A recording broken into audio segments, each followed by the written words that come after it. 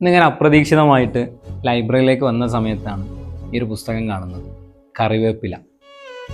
ഇത് കണ്ടപ്പം പെട്ടെന്ന് ഓർമ്മ വന്നത് കോളേജ് ക്യാമ്പസുകളാണ്. സത്യത്തിൽ നമ്മുടെ ക്യാമ്പസിൻ്റെ അകത്തൊക്കെ നിലവിൽ സൗഹൃദങ്ങൾ കൂടുതലാവാറുണ്ട്.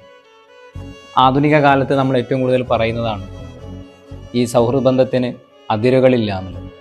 പുതിയ കാലത്തിൻ്റെ നിർവചനങ്ങൾ ബെസ്റ്റീസ് അല്ലെങ്കിൽ ജെൻസി കുട്ടികൾ പറയുന്നത് പോലെ ഞാൻ സ്നേഹിക്കപ്പെടുന്ന ആളാണ്, അല്ലെങ്കിൽ ചില സമയത്ത് മാത്രം എല്ലാം തുറന്നു പറയുന്ന ആളുകളാണ് ബെസ്റ്റീസ് എന്നുള്ളതൊക്കെയാണ്. സത്യത്തിൽ എത്രത്തോളം ശരിയാണ് അത്തരമൊരു പദപ്രയോഗം എന്നുള്ളത് നമ്മളൊന്ന് ചിന്തിക്കണം. എത്ര കാലം ഉണ്ടാകും ഈ ബന്ധം? നമുക്ക് ഇവർ നമ്മോടൊപ്പം എത്ര കാലം ഉണ്ടാകും? എപ്പോഴെങ്കിലും ചിന്തിച്ചിട്ടുണ്ടോ?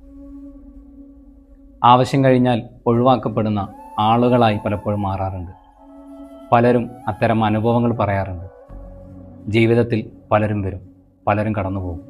പക്ഷേ നമ്മളെപ്പോഴും നമ്മളായി നിൽക്കുക എന്നുള്ളതാണ്. അതല്ലാതെ തൊട്ടടുത്ത് നിൽക്കുന്നവൻ്റെ അനുഭൂതി തീർക്കാനുള്ള ഒരു ശരീരമായി നമ്മൾ മാറാതിരിക്കണം. അതിന് നിങ്ങൾ ശ്രദ്ധിക്കണം.